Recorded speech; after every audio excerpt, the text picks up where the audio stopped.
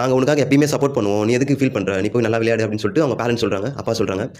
சொன்னதுக்கப்புறம் அந்த ஒரு மோட்டிவேஷன் எடுத்துகிட்டு வந்து பயங்கரமாக விளையாடுறாரு. விளையாடினதுக்கப்புறம் எல்லாருமே வந்து ப்ரைஸ் பண்ணுறாங்க, யார் இந்த பையன் பயங்கரமாக விளையாடுறேன் அப்படின்னு சொல்கிறாங்க. அந்த ஒரு வீடியோ கிளிப்ஸ்லாம் வந்து ரொம்ப வைரல் ஆகுது மீன்ஸ் ஸோ வெளிநாட்டில் இருக்கவங்களாம் வந்து பார்க்குறாங்க, இப்படி போயிட்டுருக்கு. அதுக்கப்புறம் அந்த பையனுக்கு ஒரு ப்ராப்ளம் இருக்குது, ஹார்ட் பீட் வந்து ரொம்ப வேகமாக துடிக்குது மற்ற பசங்களை விட. அப்போ டாக்டர் சொல்கிறாங்க, இந்த நிலைமை நீடிச்சா பையன் வந்து இறந்துருவான், ஹார்ட் அட்டாக் வந்துடும் அப்படின்னு சொல்கிறாங்க. அதுக்கப்புறம் கையில் இருக்கிற காசுலாம் வச்சு கடன் வாங்கி அந்த பையனுக்கு ஒரு சர்ஜரி பண்ணி முடிக்கிறாங்க, ஹார்ட் சர்ஜரி பண்ணி முடிக்கிறாங்க. அதுக்கப்புறம் அந்த பையன் ஃபுட்பால் விளையாடுவானான்னு தெரியாது. ஸோ எல்லாருமே டவுட்டாக தான் இருக்காங்க. பட் அதுக்கப்புறமும் ஹார்ட் சர்ஜரி பண்ணி வீட்டுக்கு வந்த அடுத்த நாளே வந்து கிரவுண்டுக்கு அந்த பையன் போனான். ஸோ அம்மா வந்து பரவாயில்ல போட்டோம், ஸோ அவன் ஆசைப்பட்டதை செய்யட்டும் அப்படின்னு சொல்லிட்டு விட்டுறாங்க.